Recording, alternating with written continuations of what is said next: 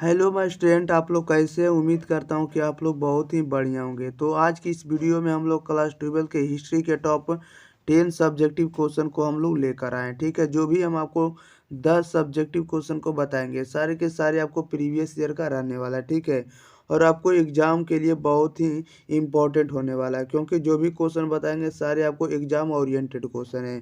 इसलिए इस वीडियो को आप लोग शुरू से अंत तक जरूर देखिएगा। अगर आप लोगों को यह वीडियो पसंद लगता है तो आप लोग इस वीडियो को ज़रूर शेयर करिएगा और दोस्तों के पास कम से कम आप लोग बता सकते हैं इस वीडियो के बारे में, ताकि वो भी बढ़िया से बढ़िया नंबर एग्जाम में ला सके। ठीक है, चलिए तो हम लोग स्टार्ट करते हैं। अगर आप लोगों को ये वीडियो पसंद लगता है तो वीडियो को आप लोग ज़रूर लाइक करिएगा और चैनल को ज़रूर सब्सक्राइब कर लें। ओके, बढ़ते हैं क्वेश्चन नंबर फर्स्ट की ओर। देखिएगा फर्स्ट नंबर में क्या करा है। फर्स्ट में करा है कि हड़प्पा सभ्यता के किन्हीं दो विशेषताओं का उल्लेख करें। ये आपका 2023 के फर्स्ट सिटिंग में पूछा हुआ क्वेश्चन है। हड़प्पा सभ्यता के किन्हीं दो विशेषताओं का उल्लेख करें। तो इसका आंसर लिखना है कि हड़प्पा सभ्यता के दो विशेषताएं निम्नलिखित थे। ठीक है, निम्न थे। हड़प्पा सभ्यता के दो विशेषताएं निम्न थे। तो पहला लिखना है क्या?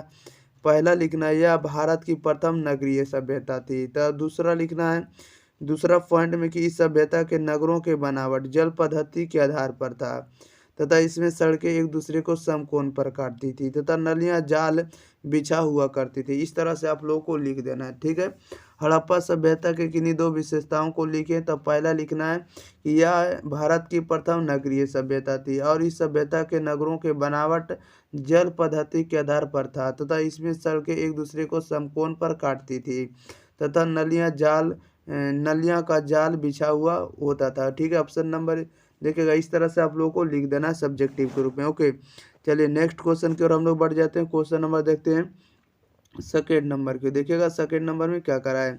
जैसा कि आप लोग सेकेंड नंबर में देख रहे हैं, क्वेश्चन नंबर सेकेंड में करा हड़प्पा सभ्यता के चार प्रमुख नगरों केंद्रों के नाम बताएं। ये आपको 2022 में 2023 में भी पूछा हुआ। ठीक है, 2 साल ये क्वेश्चन को पूछा हुआ हो गया है। दूसरा नंबर में करा हड़प्पा सभ्यता के प्रमुख चार नगरों के केंद्रों का नाम लिखना है। तो इसका आंसर लिखना है आप लोग को इस तरह से उत्तर कि हड़प्पा सभ्यता के चार प्रमुख केंद्र निम्नलिखित है। पहला नंबर में लिखना हड़प्पा, हड़प्पा हो जाएगा। दूसरा मोहनजोदड़ो हो जाएगा। तीसरा लोथल हो जाएगा और चौथा आपका क्या हो जाएगा? कालीबंगा हो जाएगा। यह सभी हड़प्पा के प्रमुख नगर थे। ये सभी जो बताए हड़प्पा, मोहनजोदड़ो, लोथल, कालीबंगा, ये सभी हड़प्पा के प्रमुख नगर थे। और हड़प्पा एवं मोहनजोदड़ो को इस सभ्यता की जुड़वा राजधानी भी कहा जाता था। ठीक है, इस तरह से आप लोग को याद रखना है। ओके, आप लोगों को लिखना रहेगा 2 नंबर का आंसर कि हड़प्पा सभ्यता के प्रमुख चार नगरों का नाम। तो लिखिएगा हड़प्पा सभ्यता के चार प्रमुख केंद्र निम्नलिखित है। पहला हड़प्पा हो जाएगा, दूसरा मोहनजोदड़ो हो जाएगा, तीसरा लोथल हो जाएगा, चौथा कालीबंगा हो जाएगा। और यह सभी हड़प्पा के प्रमुख नगर थे। ठीक है, इस चारों क्या थे? तो हड़प्पा के प्रमुख नगर थे। और हड़प्पा एवं मोहनजोदड़ो को इस सभ्यता की जुड़वा राजधानी भी कहा जाता था। ओके, इस तरह से आप लोग को लिख देना है। नेक्स्ट क्वेश्चन की ओर हम लोग बढ़ जाते हैं। क्वेश्चन नंबर देखिएगा थर्ड नंबर की ओर। देखिएगा क्वेश्चन नंबर थर्ड में क्या कर रहा है। क्वेश्चन नंबर थर्ड में देख रहे हैं, कह रहा है कि कार्बन 14 विधि क्या है, कार्बन 14 विधि क्या है। ये आपका 2023 में पूछा गया है। ठीक है, कार्बन 14 विधि क्या है। या तो इसको इस तरह से पूछ सकता है कि कार्बन 14 विधि से आप क्या समझते हैं। ठीक है, ये भी आपको 2022 में, 2021 में और 2015 में पूछा हुआ। ठीक है, यहाँ पर ए का मतलब हुआ एनुअल परीक्षा यानी वार्षिक परीक्षा में पूछा हुआ। ठीक है, साल भर में जो आपको लिया जाता है उसमें पूछा हुआ। ऐसा नहीं कि सी लिखा रहेगा तो C4 कंपार्टमेंटल होता है। ठीक है, ये आपको वार्षिक परीक्षा में पूछा हुआ है। तो इसका आंसर आप क्वेश्चन आप लोग समझ ही गए होंगे कि कार्बन 14 विधि का बताना है बारे में, या कार्बन 14 विधि से आप क्या समझते हैं। तो इसका आंसर लिखना है आप लोगों को, उत्तर लिखना रहेगा। तो आप लोग लिखिएगा कि तिथि निर्धारण के वैज्ञानिक विधि को कार्बन 14 विधि कहा जाता है। तिथि निर्धारण के वैज्ञानिक विधि को कार्बन 14 विधि कहा जाता है। इस विधि की खोज अमेरिका के प्रख्यात रसायन शास्त्री B.F. लीबी द्वारा सन 1946 ईस्वी में की गई थी। इस विधि के अनुसार किसी भी जीवित वस्तुओं में कार्बन 12 एवं कार्बन 40 समान मात्रा में पाया जाता है। ठीक है, और आगे देखिएगा नेक्स्ट में क्या करा है। इस तरह से आप लोगों को लिखना है। ये तो इसके आगे कह रहा है कि 1946 में ये क्या हुआ, तो इसमें पता लगाया गया। और इस विधि के अनुसार किसी भी जीवित वस्तु में कार्बन 14 एवं कार्बन 12 समान मात्रा में पाया जाता है, ठीक है। और मृत्यु अथवा विनाश की अवस्था में एक C12 तो इसी के रूप में होता है, ठीक है। इस तरह से आप लोगों को लिख देना है कार्बन 14 के बारे में। नेक्स्ट क्वेश्चन की हम लोग बढ़ जाते हैं। क्वेश्चन नंबर देखिएगा अगले की ओर। उसी में देखिएगा, उसी में कुछ और आगे है। उसी में लिखिएगा कि ये जो रहता है मगरमच्छ सी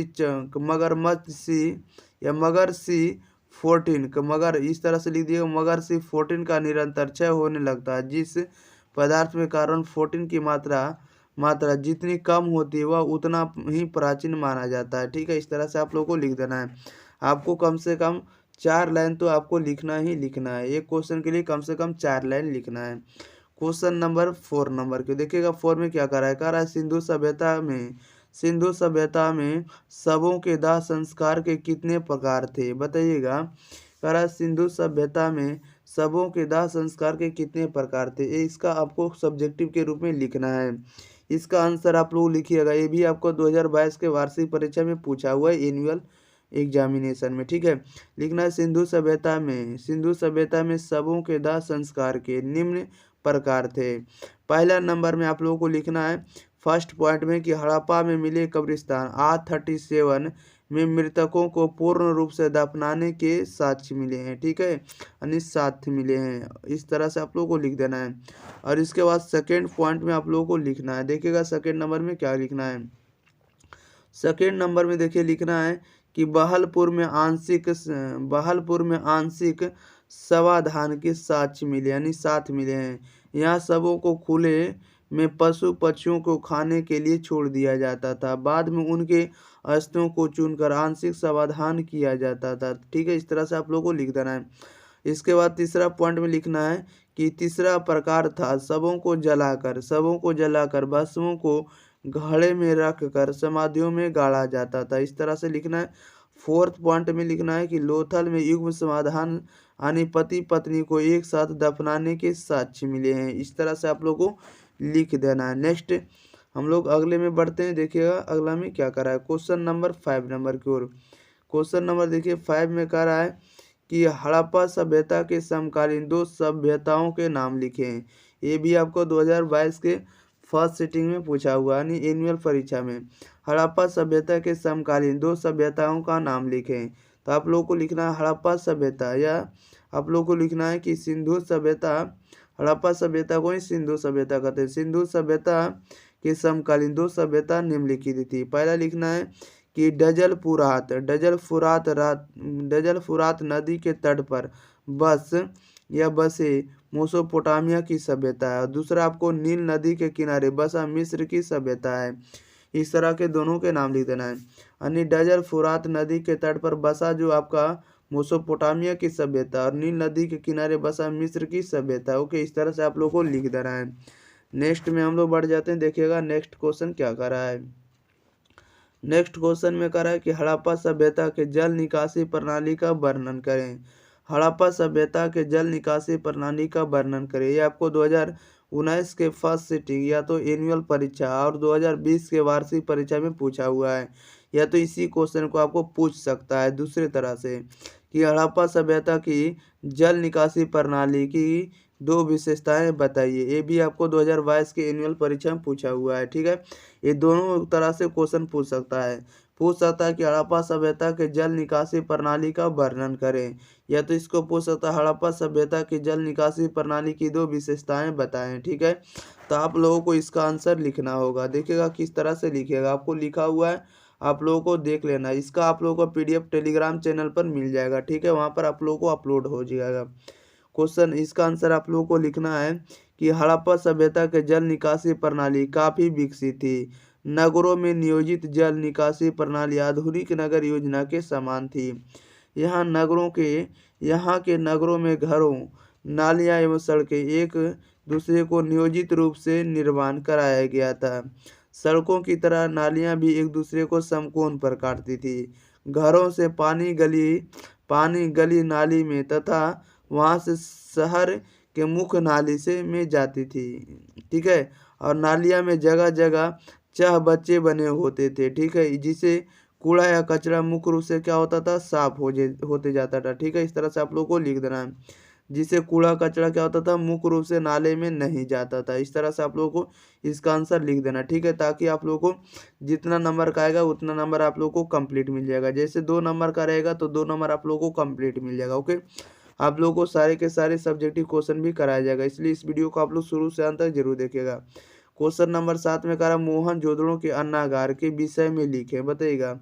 मोहनजोदड़ो के अन्नागार के विषय में आप लोगों को लिखना है। ये आपको 2019 के एनुअल परीक्षा में पूछा हुआ है, या तो इसी क्वेश्चन को पूछ सकता अथवा करके कि विशाल स्नानागार पर टिप्पणी लिखे, विशाल स्नानागार पर टिप्पणी लिखे, या तो मोहनजोदड़ो के अन्नागार पर के विषय में बताएं, ठीक है। तो इसका आंसर आप लोगों को लिखना है।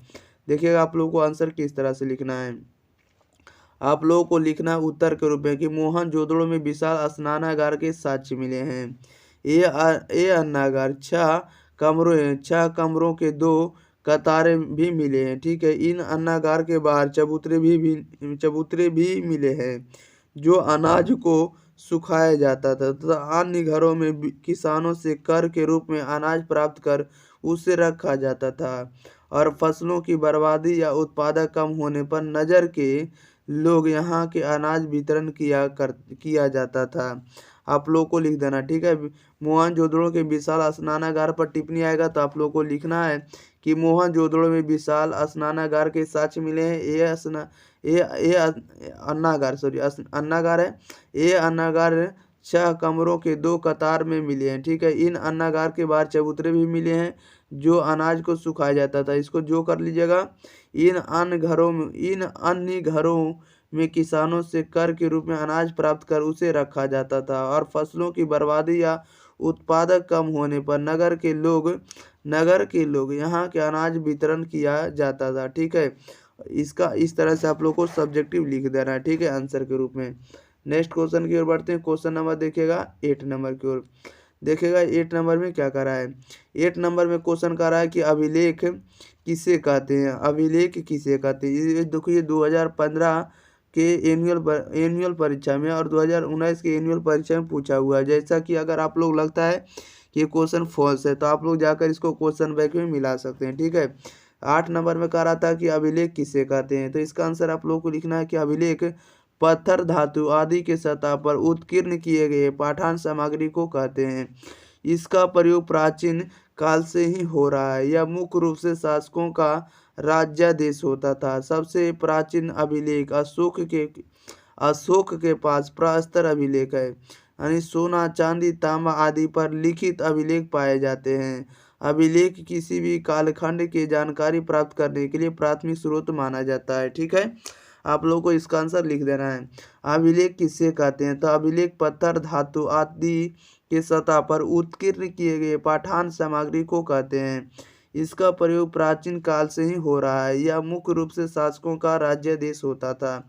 सबसे प्राचीन अभिलेख अशोक के पास प्रस्तर अभिलेख है। सोना, चांदी, तांबा आदि पर लिखित अभिलेख पाए जाते हैं। अभिलेख किसी भी कालखंड की जानकारी प्राप्त करने का प्राथमिक स्रोत माना जाता है। ओके, इस तरह से आप लोगों को लिख देना है। नेक्स्ट क्वेश्चन की ओर बढ़ जाते हैं। क्वेश्चन नंबर 9 नंबर में देखिएगा। 9 नंबर में क्या करा है। 9 नंबर में करा हड़प्पा लिपि के बारे में आप क्या जानते हैं, बताइएगा। हड़प्पा लिपि के बारे में आप क्या जानते हैं, ये आपको 2021 में पूछा हुआ, ठीक है। हड़प्पा लिपि के बारे में आप क्या जानते हैं, तो इसका आंसर आप लोगों को लिखना होगा उत्तर के रूप में कि हड़प्पा लिपि मुख्यतः चित्र लिपि है। विद्वान अभी इस लिपि को पढ़ नहीं पाए हैं। इसमें कुल मिलाकर 250 से 400 लिपि के संकेत मिले। यह लिपि दाएं से बाएं फिर बाएं से दाएं लिखी जाती थी। इस लिपि से संबंधित कोई अभिलेख न मिलने के कारण ही हड़प्पा सभ्यता को आदि ऐतिहासिक काल में रखा गया है, ठीक है।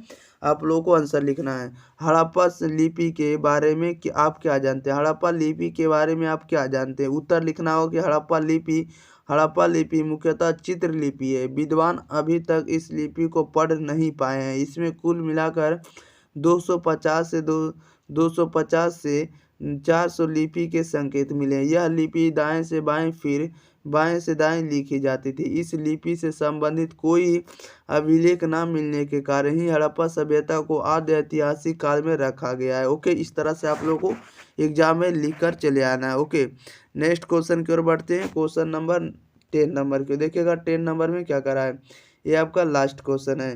क्वेश्चन नंबर 10 में करा है कि मोहनजोदड़ो की विशाल स्नानागार के विषय में लिखें। मोहनजोदड़ो की विशाल स्नानागार के बारे में आप लोगों को लिखना है। ठीक है, मोहनजोदड़ो की विशाल स्नानागार के विषय में लिखें। ये आपको 2019 की एनुअल परीक्षा और 2021 की एनुअल परीक्षा में पूछा हुआ है। इसका आंसर आप लोगों को लिखना है, उत्तर लिखना है, मोहनजोदड़ो का विशाल स्नानागार पक्की ईंटों के स्थापत्य का सुंदर नमूना है। यह स्नानागार 11.88 मीटर लंबा, 7.01 मीटर चौड़ा और 2.45 मीटर गहरा है। दोनों सिरों पर हौज की तरह सीढ़ियां बनी हुई है। इसके चारों तरफ छोटे छोटे कमरे बने हुए हैं। इस स्नानागार का उपयोग अनुष्ठानिक स्नान के लिए होता था। यह एक सार्वजनिक स्नानागार था। ठीक है, इस तरह से आप लोगों को लिखना है। देखिएगा थोड़ा और ऊपर कर देते हैं, देखिएगा बढ़िया से दिख जाएगा। कह रहा था मोहनजोदड़ो की विशाल स्नानागार के विषय में लिखना है, तो मोहनजोदड़ो का विशाल स्नानागार पक्की ईंटों का स्थापत्य का सुंदर नमूना। यह स्नानागार 11.88 मीटर लंबा, 7.01 मीटर चौड़ा और 2.45 मीटर गहरा है। दोनों सिरों पर हौजा की सतह तक सीढ़ियां बनी हुई है। इसके चारों तरफ छोटे छोटे कमरे बने हुए हैं। इस स्नानागार का उपयोग अनुष्ठानिक स्नान के लिए होता था। यह एक सार्वजनिक स्नानागार था। ठीक है, इस तरह से आप लोगों को लिख देना है।